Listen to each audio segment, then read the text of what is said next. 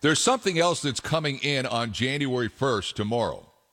And on the surface, it looks like a good deal. Now, there is nothing more, at least to me, infuriating when you have to deal with the medical profession, when you have to go into the hospital, either for an operation, a procedure, some sort of treatment, when you can't get a straight answer from your insurance company, from the hospital, from your doctor, from anybody as to how much that procedure is going to cost you. How much out of your wallet is it going to cost you to get knee surgery or hip replacement or, God forbid, some other sort of catastrophic injury or illness that needs to be treated? You can't get a straight answer. You call the insurance company, well, how much are you going to cover? Well, we don't know. Or you call the hospital or the doctor, how much is it going to cost me out of my pocket to get this done? Well, we don't know. They don't know because they got a little game going between them. The hospitals and the insurance companies. It's a scam they got going between them. And the person that's caught in the middle invariably is you because you just want to get better. You just want to get treated. Well, starting tomorrow, January 1st, hospitals are legally required to post procedure costs online. Starting tomorrow, you can go online and see what a hospital charges for whatever kind of surgery you may need. But there's a caveat, because it looks like that same kind of shell game is still going on behind this new alleged transparency. Now, Seth Denson's been on my show many times. He's a healthcare expert. He knows all about this stuff. He really does. And he's kind enough to give us some of his time on this final day of 2018 to talk about whether or not this is a good thing or on surface this is something that is still going to be a major problem for you or me or anyone else that may need some sort of treatment. Seth, welcome back to 700 WLW. Thanks for joining us. Ken, good to be with you, and congratulations on the upcoming retirement, although not retired retirement. Yeah. It's kind of happening. It's not kind of happening. Yeah. Well, you get 1 foot in, and if you like it, maybe you jump 2 in it. Is this a good thing? I mean, just over and above what the details may be, is this a good thing that's about to happen? Listen, I'm the eternal optimist. You have to be in the healthcare business these days, right? But this is a good thing, although let's take it at face value for what it is. Does this mean that beginning tomorrow, American citizens are going to have all the information they need to make a great informed decision regarding cost? No. But this was a step that was absolutely necessary for us to get to the place where Americans can have the information they need to make good, informed decisions. So can you or would you anticipate, particularly in larger towns, that someone may need a hip replacement, knee replacement, whatever it may be, I can actually hospital shop for that? Eventually, yes. I think that the challenge you have with the ruling that was put forth by the Trump administration on this is that the information, one, we don't know exactly how it's going to look, so there weren't really requirements as to how this information has to be displayed. And what I mean by that is you got to think there are roughly 70,000 ICD-10 codes in the United States. How many? Roughly 70,000. Holy crow. Right. So the hospital's required to put all this out there, right? And so if I'm a consumer, I'm going to go to the website. Now, that doesn't mean that there's a great little Google search bar for how the hospital's going to bill those 70,000 charges. So I now have to go search through this to find that. So let's just use, for example, a rotator cuff surgery, right? I need a rotator cuff surgery. Okay, great. Well, are you going to need an MRI? Are you going to need a CT scan? How many boxes of latex gloves are they going to use? How many nurses are you going to see? See where I'm going with this? Yes. Right. All of these things have a charge. So for me to really be able to get an idea of what the charge master rate's going to be, I'm going to have to know each of those codes and each of those charges and go get it. And then I'm going to have to apply the network discount for my insurer to try to figure out, okay, what I'm actually going to be spending. Now, all that to say, if you hear that, you go, well, this is nothing. Well, no, it's not nothing, because this had to happen first for us to eventually get to a place of transparency.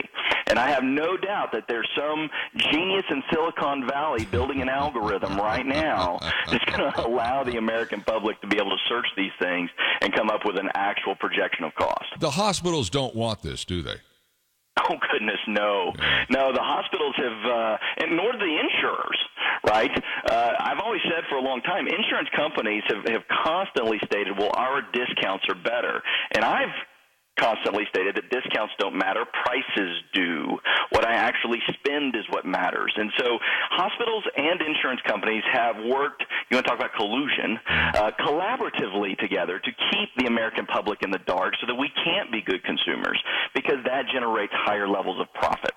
So this goes online tomorrow, and we talked about all those different codes that are out there. So people that go online, hey, I'm going to find out everything I need to know tomorrow. Well, no, but you're actually going to get, I guess, the front door to this thing. And then once you get in there, you'll be inundated with all of this other stuff. And it seems to me that the practicality of this is going to be something that's going to be problematic. I think there are a lot of people excited about this. Once they get online, though, they're going to find what you've just talked about. So I guess the question becomes, how far down the road do you think it is before we get complete transparency? Well, I think complete transparency is a ways off, and this is assuming that Congress stays in line, that the Trump administration stays in line, and that legislatively, that's the only way we're going to get full transparency. Things happen. That said, this is a great first start, and you can't get to full transparency until you start to get what's called the charge master. This is the document that we're all talking about, how hospitals charge. This was step one. So, again, I want to be an optimist about this and say that this needed to happen for us to get where we want to go. We could get to where we want to go inside of a year.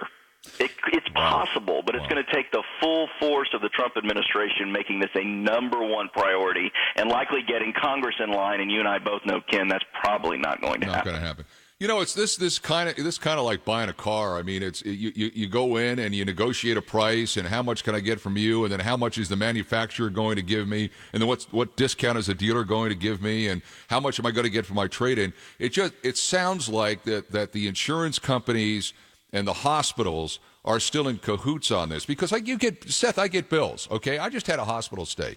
You get a bill, and the bill tells you how much it costs, and then the insurance company how much they're paying. And then, this is what makes me laugh, then there's this column that says discount.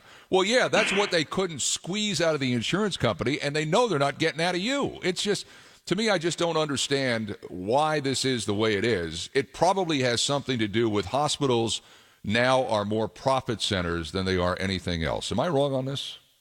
No, you're not wrong. And what the problem is that insurance companies who used to be in conflict with the hospital systems are now in alignment with them, because insurance companies are now the financiers of that profit. And in doing so, think of them more like a Freddie Mac or a Fannie Mae. They are financing the deal, and that's where they generate their profits.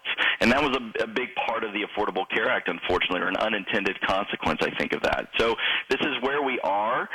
Americans, I'm sorry, we're culpable in this. The average American spends 15 hours when researching a car and about 15 minutes when researching healthcare. And so we need to be better consumers. We talk about consumer-driven healthcare all the time, but Americans just don't do it, and we need to. And until we start thinking differently about healthcare and have a mind shift, we're going to continue to find ourselves the victim of this system. Seth Denson's president, co-founder of GDP Advisors, healthcare strategist, knows this stuff inside out. You're right. I think a lot of us don't spend a whole lot of time as to what is the best health care option. I think a lot of us look at, well, how much is my copay going to be? How much am I going to have for a deductible here, when it may not be the kind of health care plan that suits them? Where are we going with all of this? I mean, Obamacare kind of like imploded, and it's crashing down on us even as we speak. Part of it's gone away. As you look at the healthcare system in this country going forward in the next, let's just say the next 18 months, new Congress is going to be seated here in a couple of days. Where are we on this, or are we just at loggerheads where we've been really since 2009? Well, I think right now we're definitely at a stalemate. Obviously, out of Texas, we've recently had Judge Reed O'Connor, U.S. District Judge, who's ruled the Affordable Care Act unconstitutional. Just last night, he issued a stay on that ruling, so in effect, everything stays in place. While this makes it through the appeals court process, likely we end up back in the Supreme Court. where my projection is that the Affordable Care Act is once again found constitutional, just based on the research that I'm doing. I think that it stays in place. And what that means is we really do need Congress to come together. And I want to be an optimist about that. Likely you're not going to get Democrats off of the Affordable Care Act. So Republicans need to think about this and say, all right, let's give the Democrats their win and let it continue to be called the Affordable Care Act, but let's go in and fix this thing and restructure it to where we focus on the driving cost of health care, not just health insurance.